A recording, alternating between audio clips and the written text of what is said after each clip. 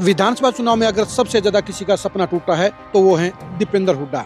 दीपेंद्र हुड्डा पिछले 1 साल से मुख्यमंत्री बनकर सो रहे थे, बड़ी फीलिंग ले रहे थे और भूपेंद्र हुड्डा ने भी उन्हें अपना सियासी वारिस घोषित करते हुए पूरी पावर भी उनको ट्रांसफर कर दी थी। बड़े बड़े नेताओं को दीपेंद्र हुड्डा के आगे नतमस्तक होना पड़ता था और सबको यह एहसास हो गया था कि अगर कांग्रेस की सरकार बनेगी तो भूपेंद्र हुड्डा अपने बेटे दीपेंद्र हुड्डा को मुख्यमंत्री बनाने के लिए हर मुमकिन कोशिश करेंगे। भूपेंद्र हुड्डा ऐलान कर चुके थे कि वो आखिरी सियासी लड़ाई लड़ रहे हैं और इसके लिए अपने समर्थकों से समर्थन भी मांगा था। लेकिन दीपेंद्र हुड्डा और भूपेंद्र हुड्डा दोनों का सपना टूट गया। लेकिन सीएम के सपने के दौरान ही दीपेंद्र हुड्डा ने अपने साथ में 9 रत्न से जोड़ लिए थे, जो उनके साथ अक्सर दिखाई देते हैं, जो उनका महिमा मंडन करते हैं, जो उनके लिए रणनीति बनाते हैं और जो उनके बड़े सियासी सलाहकार भी हैं। नमस्कार, मैं हूं कुलदीप शिवरान।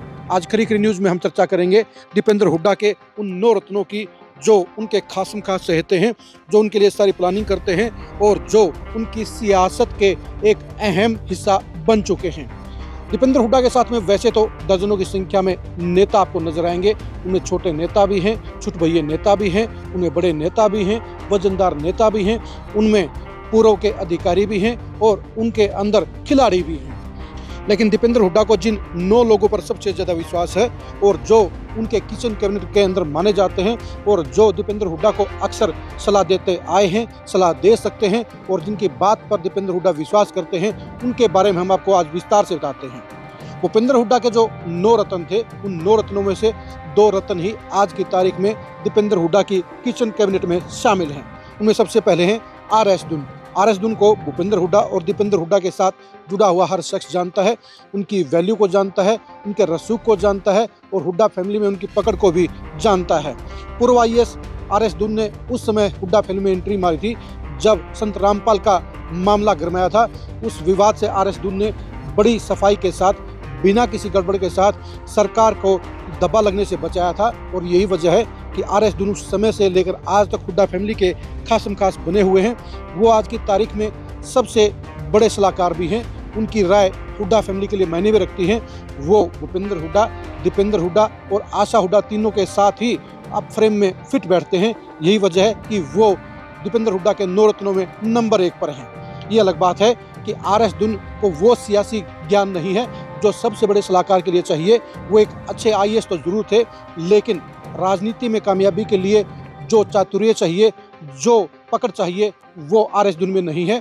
वो चाणक्य बनने की कोशिश जरूर करते हैं, लेकिन उनमें वो काबिलियत नहीं है तो दीपेंद्र हुड्डा की कमियों को, दीपेंद्र हुड्डा के खोट को दूर करके उन्हें मुख्यमंत्री के पद तक पहुंचाने का काम सफलता से अंजाम दे सके।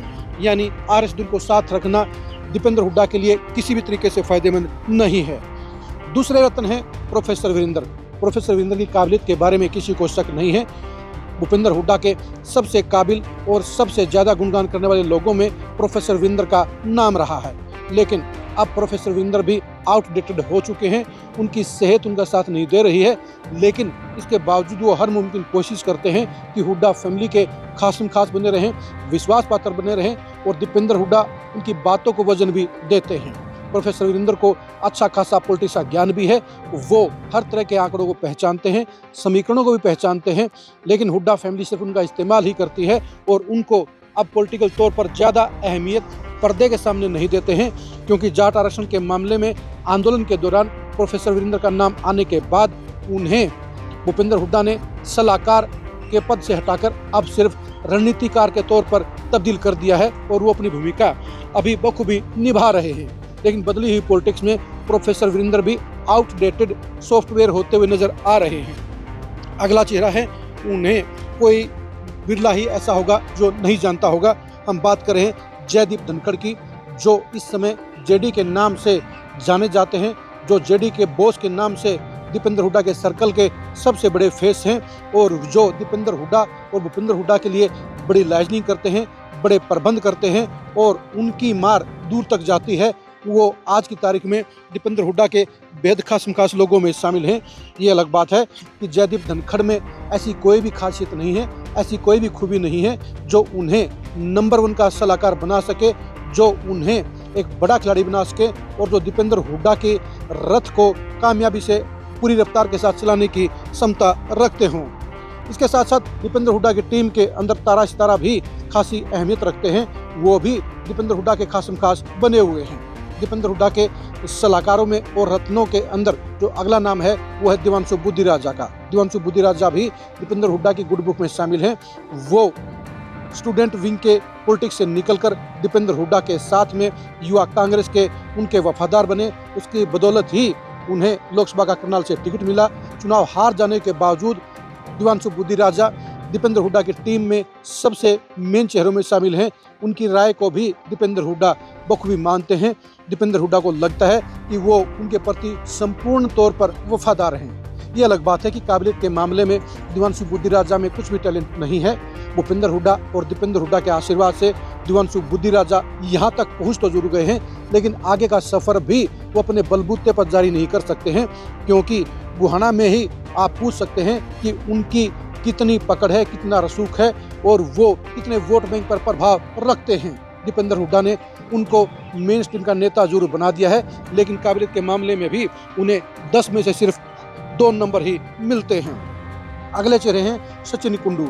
सचिन कुंडू भी युवा कांग्रेस के उन चेहरों में शामिल हैं जिन्हें दीपेंद्र हुड्डा ने प्रमोट करने का काम किया है। दीपेंद्र हुड्डा का उन पर पूरा आशीर्वाद भी है और इसलिए विधानसभा चुनाव में पानीपत ग्रामीण से उनको टिकट भी मिला और वो दीपेंद्र हुड्डा की किचन कैबिनेट के अहम मेंबर भी हैं। वो चकाचक रहते हैं, लेकिन चकाचक की पॉलिटिक्स के साथ जो जमीनी पॉलिटिक्स पर पकड़ होनी चाहिए वो सचिन कुंडू में नहीं है। और सचिन कुंडू को ये बखूबी पता है कि दीपेंद्र हुड्डा की चमचागिरी करके ही, दीपेंद्र हुड्डा को सलाम करके और दीपेंद्र हुड्डा को राजी करके ही वो तरक्की हासिल कर सकते हैं। और इन तीनों कामों में वो बखूबी जुटे रहते हैं और यही वजह है कि दीपेंद्र के दरबार में उनके पूरे नंबर है। इंदुराज नरवाल उर्फ भालू तो अपने आप को दीपेंद्र हुड्डा के हनुमान कहते हैं। दीपेंद्र हुड्डा को सीएम बनाने के ख्वाब दिखाने वाले लोगों में सबसे आगे भालू का नाम है। वो सबसे ज़्यादा गुणगान करने वालों में टॉप नंबर पर है और इसलिए दीपेंद्र हुड्डा को वो बेहद खास पसंद भी हैं, वो चाहते भी हैं। ये अलग बात है कि इंदुराज नरवाल भालू के अंदर भी एक पॉलिटिशियन की कोई क्वालिटी नहीं है। उन्हें मजबूरी में उपचुनाव का टिकट दिया गया था और उन्हें हार के मद्देनजर टिकट दिया गया था। अगर कपूर नरवाल ने अपना नामांकन वापस नहीं लिया होता तो इंदुराज नरवाल कभी विधायक नहीं बनते, लेकिन किस्मत उस पर मेहरबान है और यही वजह रही कि वो दूसरा चुनाव भी जीत गए हैं। भालू के लिए सबसे बड़ी बात यही है कि दीपेंद्र हुड्डा का उन पर पूरा आशीर्वाद है और यही उनकी कामयाबी का कारण भी है। और वो बखूबी जानते हैं कि दीपेंद्र हुड्डा को राजी रखना उनकी जिंदगी का नंबर 1 मोटिव है और इस काम में वो बखूबी जुटे रहते हैं। इनेलो से कांग्रेस में आए जसी पेटवाड़ भी दीपेंद्र हुड्डा के नज़दीकी लोगों में शामिल हो चुके हैं। वो भी दीपेंद्र हुड्डा के गुणगान करने में वो भी सबसे आगे रहते हैं। उन्हें पता है कि दीपेंद्र हुड्डा अगर उन पर राजी रहेंगे तो उनकी पॉलिटिक्स कामयाब ये रहेगी और यही वजह दीपेंद्र हुड्डा ने सबसे खासम खास डॉक्टर अजय की टिकट कटवाकर जसी पेटवाड़ को टिकट दिलवाई। इसके लिए कुमारी शैलजा को नाराज भी किया। ऐसा कह सकते हैं कि सिर्फ दीपेंद्र के कारण ही जसी पेटवाड़ को टिकट मिली, वो विधायक भी बने और इसलिए उनके सबसे ज़्यादा शुक्रगुजार भी हैं और इसलिए उनके गुणगान करने में सबसे ज़्यादा आगे रहते हैं। ये अलग बात है कि जसी पेटवाड़ में काबिलियत नाम की चीज़ नहीं है। बेशक से वो संघर्ष में पूरे 10 के 10 नंबर लेते हैं, लेकिन मैच्योरिटी में और काबिलियत में उनके भी 10 में से सिर्फ 2 नंबर ही आते हुए नजर आते हैं। जो अगले जो चेहरे हैं वह हैं वरुण मुलाना। वरुण मुलाना भी दीपेंद्र हुड्डा की किचन कैबिनेट के अहम मेंबर में शामिल हैं। उनको सांसद बनाने में और उनकी पत्नी पूजा को टिकट दिलाने में भी दीपेंद्र हुड्डा का सबसे ज़्यादा योगदान रहा और इसका वो एहसान भी मानते हैं और यही वजह है कि वो भी किचन कैबिनेट के अहम मेंबर हैं। ये अलग बात है कि काबिलियत के मामले में भी उनके भी 10 में से सिर्फ 3 नंबर ही नजर आते हैं। कुलदीप वत्स भी दीपेंद्र हुड्डा के 9वें और आखिरी रत्न हैं। उनको भी हुड्डा परिवार के नज़दीकी लोगों में माना जाता है और उनको ही पता है कि जब तक वो वफादारी के पैमाने पर खड़े रहेंगे तब तक उनकी सियासत रहेगी, तब तक हुड्डा परिवार उनको टिकट देगा और तब तक उनकी सियासत की दुकान चलती रहेगी। यही वजह है कि कुलदीप वत्स भी दीपेंद्र हुड्डा की जमकर तारीफ करते हैं, उनको भविष्य का बड़ा नेता बताते हैं, उनको मुख्यमंत्री का सबसे काबिल चेहरा बताते हैं। यानी दीपेंद्र हुड्डा को खुश करने के लिए जो काम किया जा सकता है वो काम कुलदीप वत्स बखूबी करते हैं और यही वजह रही कि उनकी टिकट लगातार बादली से बरकरार रही है और वो 2 बार के MLA भी बन गए हैं। अगर सरकार बनती तो कुलदीप वत्स को एक बड़ी सीट भी मिल सकती थी। इस तरह से दीपेंद्र हुड्डा के लिए ये 9 चेहरे 9 रत्नों की तरह काम कर रहे हैं। उनके सबसे खासम खास सिपह सालारों में शामिल हैं, उनके सलाहकारों में शामिल हैं, उनके चाटुकारों में शामिल हैं, उनकी खुशामद करने वाले चेहरों में शामिल हैं और दीपेंद्र हुड्डा इन 9 लोगों पर ही सबसे ज़्यादा विश्वास करते हैं। दीपेंद्र हुड्डा के इन 9 रत्नों के बारे में आप क्या कहेंगे, कमेंट करके जरूर बताइए। इन 9 चेहरों में से किस चेहरे को आप कितने नंबर देंगे, ये भी कमेंट करके जरूर बताइए। आप हमारे फेसबुक पेज को फॉलो कीजिए, आप हमारे यूट्यूब चैनल को सब्सक्राइब कीजिए। नमस्कार।